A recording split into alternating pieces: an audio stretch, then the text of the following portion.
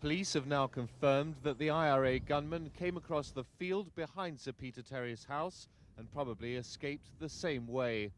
Sir Peter remains stable in intensive care, but some fragments of the bullets which hit him may never be removed.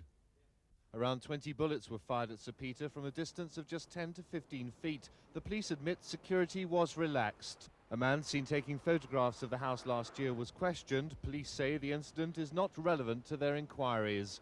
Glenn O'Glaser, ITN, Milford, Staffordshire. Hours of the morning, part of Trafalgar Square was sealed off. This time the terrorist target was the National Gallery and its new Sainsbury wing. Forensic scientists from the anti-terrorist squad were called in to examine the remains of the firebomb. Later, the rest of the gallery was reopened to the public. Above the gift shop, on the top floor, are valuable works by early Renaissance artists. And in the basement below, a priceless collection from Britain's royal palaces.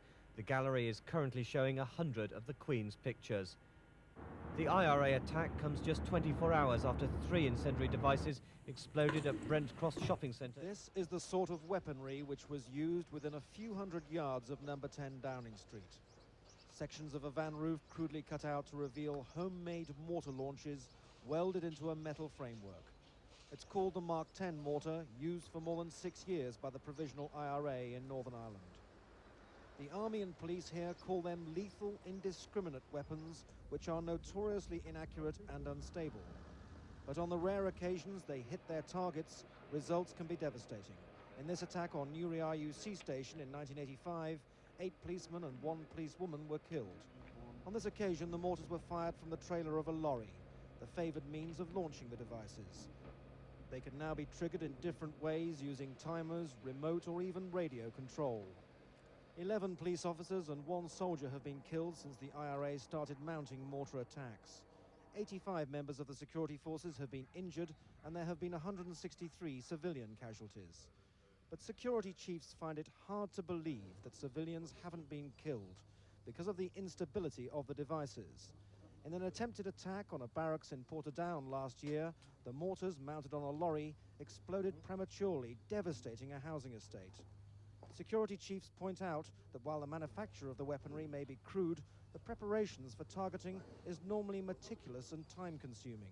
The Whitehall attack probably took months in its planning. Andrew Simmons, ITN, Northern Ireland. Since the horror and carnage of July the 20th, this has been a hunt for faceless terrorists. But this afternoon all that changed. This photo-fit picture of a bearded man in his 20s, 5 foot 8 inches tall, and with an Irish accent, is regarded by the officers in charge of inquiries as an excellent likeness. They are sure he was a passenger in the blue Marina that was left to explode in Hyde Park as the cavalry rode by. And the history of that car itself, from its purchase at an auction to the place where it was parked for 3 days prior to the bombings at the Royal Garden Hotel, is already being pieced together. The police reconstruction of the Hyde Park bombing has yielded more witnesses who saw the car, but the anti-terrorist branch are still anxious to hear from anyone else. And it now seems that the ghastly injuries caused by that Hyde Park blast were equally intended by the bombers for the device that exploded later under the bandstand at Regent's Park. A thorough dredge of the lake there has now revealed what might have been. 64 4-inch nails and 38 3-inches contained in a mock leather briefcase abandoned by the terrorists. The black briefcase, an expanding type made in Taiwan and with red piping around the rim, was one of a consignment of only 1,000.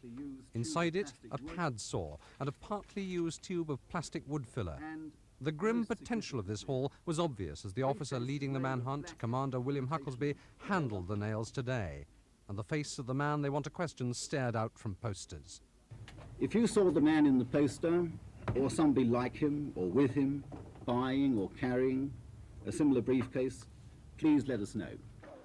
7 weeks on, there is still understandable caution in police statements about this hunt. The jigsaw continues to build with the help of the public. Thank you for your help so far. Ed Boyle, Thames News, Scotland Yard. As I said, at 2:30 this morning, a convoy of 4 police cars arrived at London's Paddington Green police station from Stonehenge. Under armed guard inside, the 2 IRA suspects arrested yesterday. The 2 men have been transferred to cells inside and will be questioned later today by detectives from the anti-terrorist squad, anxious to confirm for a start who they are. This morning, Hampshire Police revealed that this operation started on the 16th of September with a stakeout at the Wickham home of Sir Charles Tidbury, a former chairman of Whitbread and distant friend of the Prime Minister. Detectives hiding in the grounds spotted two men approaching the property, but the men jumped into a car and fled. That vehicle, a blue Ford Sierra like this, has been the subject of a massive police manhunt ever since. Yesterday, dozens of armed police closed in on the car at the Stonehenge car park, and the two men were arrested. Detectives will want to talk to them about the murder of Conservative MP Ian Gow, killed when a bomb exploded underneath his car at his home near Eastbourne, and about a number of other terrorist attacks on the mainland over the past year. While the anti-terrorist squad will be jubilant at these arrests, the hunt for up to 6 people believed to be involved in the mainland bombing campaign will continue. Robin White, ITN, Paddington Green.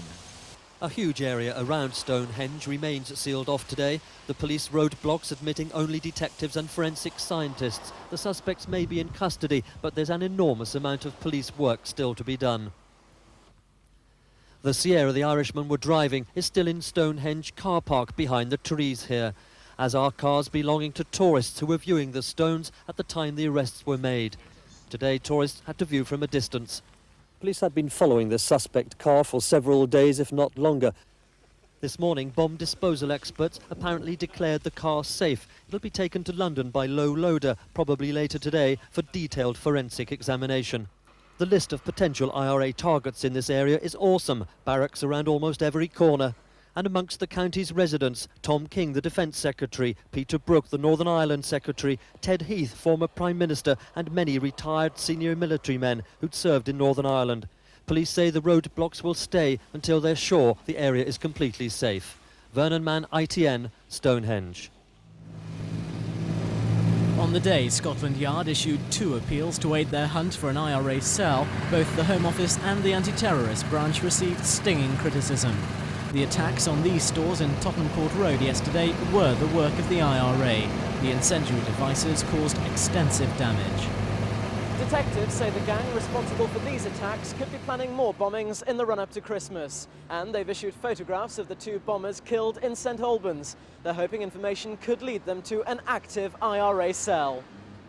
Dozens of people have already called an anti-terrorist hotline with information about Frankie Ryan and Patricia Black.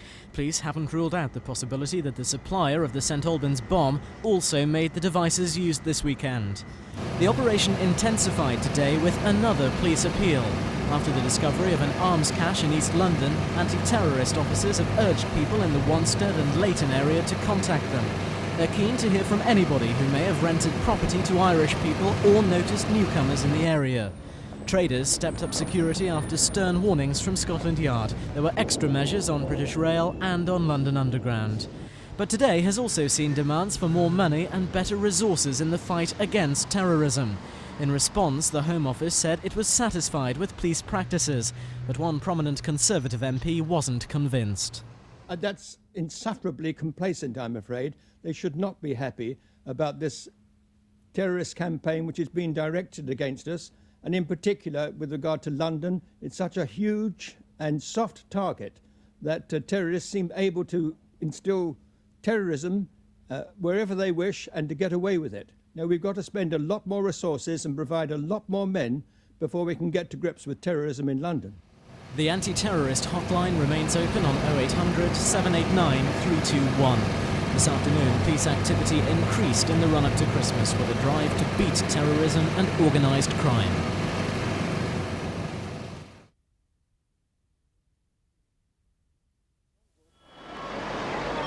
John Gordon was one of 92 casualties in the IRA bombing that killed 6 people in December 1983.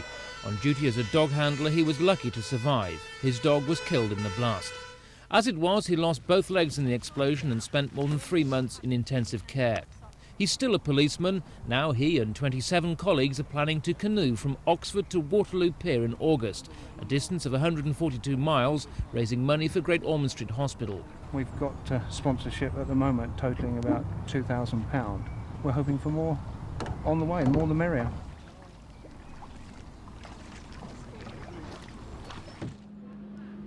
As 30-year-old male nurse David Heffer became the first fatality of the IRA's current campaign in the capital, the pursuit of the bombers turned into a murder hunt. After a day-long battle for life at University College Hospital, Heffer's family took the heartbreaking decision to turn off his life support machine just after 7:30 last night. Today, London's pubs were put on full alert following the IRA's threat to continue its attacks until the British declare their intention to withdraw from Northern Ireland. To avoid IRA atrocities like this latest, police urged the capital's publicans to observe levels of vigilance last seen during the 1970s. They suggest frequent searches of premises, particularly private areas like toilets, where it's thought the Covent Garden bomb was left. More and more publicans are also turning to security cameras, which may help deter bombers. Meanwhile, anti-terrorist police want to talk to anyone who was in the area of the Sussex pub in the hour before Monday's lunchtime attack who may have any information. Police piecing together a picture of what happened at the Mill Hill Army base are investigating the girl bomber theory following a weekend disco there. Detectives believe an IRA woman might have tricked her way into the single men's living quarters to plant a massive bomb. Such parties attended by civilians are regular events at the base. The authorities fear that a new IRA bombing unit could be at large, backed up by a London stockpile of arms and explosives. Security at military bases, including so-called soft target service centres like Inglis Barracks, where Royal Engineer Lance Corporal Michael Robbins was killed, is being reviewed.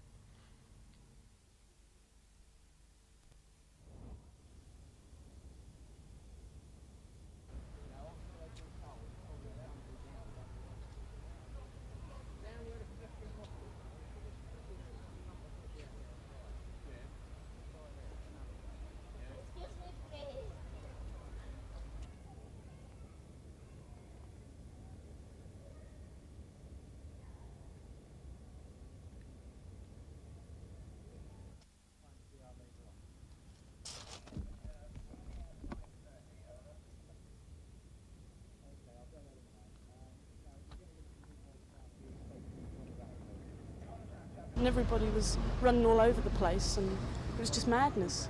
Little children all covered in blood, and there was a pregnant woman her 2 children, she was hysterical, she didn't know what to do, so I just looked after the little kids, and one, I thought it was a splinter stuck because his hand was all covered in blood, and I thought it was a splinter on his hand, but it was a wood, and it went through his hand, and I tried to take it off, but it was stuck, solid, couldn't move it.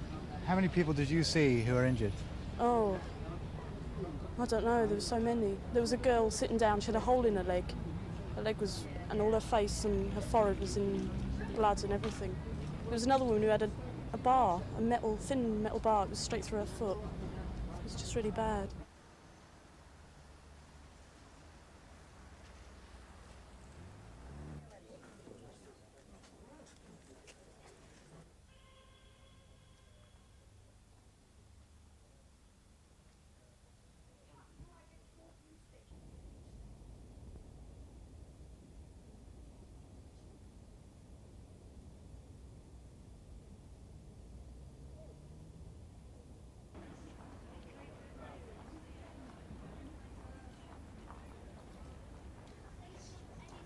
Well, it's a ceremony that happens once every 48 hours, and it's widely published knowledge.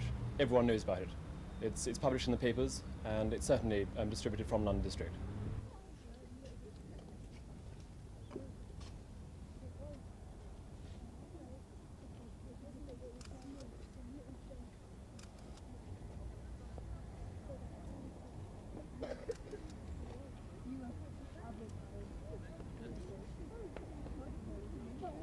We would say to landladies and to estate agents, both in London and the home counties, have you recently let or rented premises, possibly to Irish people or people with Irish backgrounds, and if that be the case, then please let us know. And as always, we would treat that information with the utmost confidence.